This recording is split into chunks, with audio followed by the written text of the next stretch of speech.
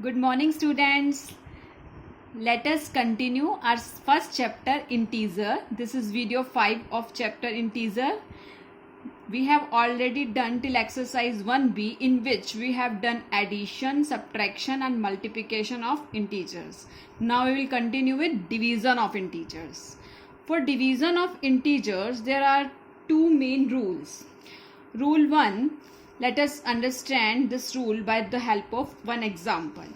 Rule 1. If we are going to take, we are dividing one integer by the other and the two having unlike signs. Then, if we will divide their values regardless of their sign and give a minus sign to the quotient always. It doesn't matter. Your two numbers, one is negative, maybe dividend or maybe divisor is negative. If they are of unlike sign, their quotient is always negative. The second rule is if they are of like sign, like maybe both of them are positive. For example, 98 is divided by 14. Regardless, again, for dividing one integer by the other having like signs, we divide their values regardless of their sign and give a plus sign to the quotient. Yes or no? You are aware? The quotient is 7. 98 divided by 14, you will get quotient is 7. Maybe both the integers are negative. Our concept, they are of same sign. They are of like signs. Maybe both are negative, maybe both are positive. Their quotient will be positive. If they are of like signs, their quotient is positive. If they are of unlike sign, their quotient is negative. Now, there are some properties of division of integers. Let us start properties of division. You have already done properties of addition and multiplication and subtraction. Now we are starting property for addition. Our first property is if there are two integers a and b. There are two integers a and b, then their quotient a divided by b is not necessarily will be a integer. It may be an integer, it may be a fraction, it may be a decimal. It is not necessarily that a divided by b, a by b, their quotient will not always be an integer. Our second property, if a is any integer and not equal to 0, then a divided by a is always 1. Our third property is if a is an integer not equal to 0, whenever we will divide a divided by 1, we will get our quotient as a. Fourth property is if you are going to divide an integer a by 0, then always you get 0 as your quotient.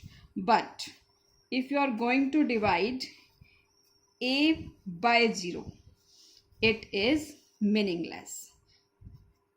It is not meaningful. Okay class, our fifth property is if there are three integers a, b and c, associative law doesn't hold for division.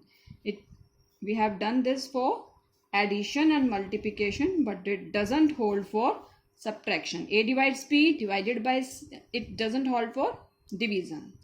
A by c divided by c is not equal to a divided b divided by c. Our sixth property is, again, if you are going to take three integers a, b and c, take care this one.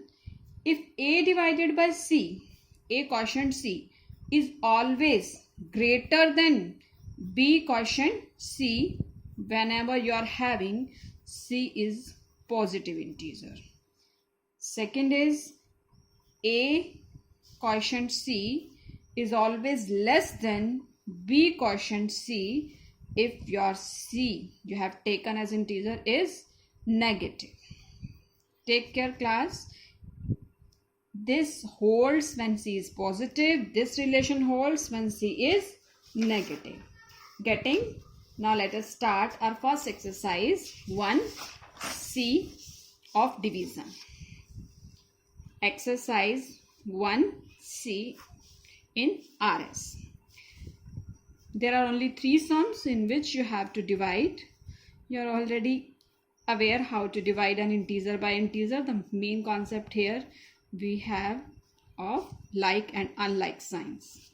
Like 65 divided by minus 13, you have already done in examples. They are of unlike sign. So we'll divide first 65 by 13. You are aware it is 5. And we will put the sign of minus because their quotient will be negative because they are of unlike signs. Let us take one more example in which we are taking dividend as negative. Minus 150 by 25. Again you can see they are of unlike sign. Their quotient will be negative. Let us take both integers are having same sign. Maybe both are negative, maybe both are positive. Their quotient will be positive if they are of like signs. Minus 105 divided by minus 21, it will be positive. Let us take one more example, one more sum. Now you have to divide 0 by minus 31. You have done this in your properties. 0 divided by any number, whether it is negative or positive, your answer will be 0 only. In second sum, you have fill in the blanks. Class, I'll do one for you, rest will you do it yourself. Like 72 divided by an integer, you will get minus 4. As you have done sums like by which number we will divide 72 so that we will get minus 4. So we will divide 72 by 4 and we will get our required number. Getting? We will divide, let us consider this one as x. Then you can say 72 by x. You can do it like this. Then you can replace x. Now your x will be 72 divided by minus 4. They are of unlike sign. Your answer, your quotient will be negative. It will be minus 18. Like this, you can do all the sums and I'll give you as homework. Our next sum in question number 3, you have to do it's true or false. Getting? I'll do 1 or 2 parts for you. Rest you will do it yourself. You have to find it. You have to write T for true and F for false in this question. Like 0 divided by minus 4 is equal to 0. Is it true? It is true by property. You have done one sum like this earlier. 0 divided by minus 4 is equal to 0. It is true or false? It is true. Let us do one more. Minus 5 divided by minus 1. Both are negative. The quotient will be positive and here it is negative. So it will be false. Getting?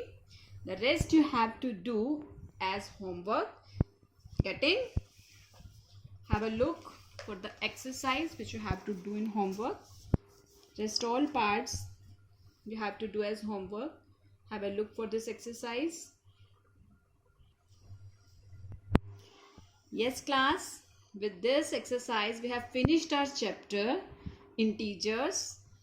I hope you will understand. Now we will meet in the next video with the next chapter and you have to revise all the properties and rules we have done in this chapter because it is used in the next chapter.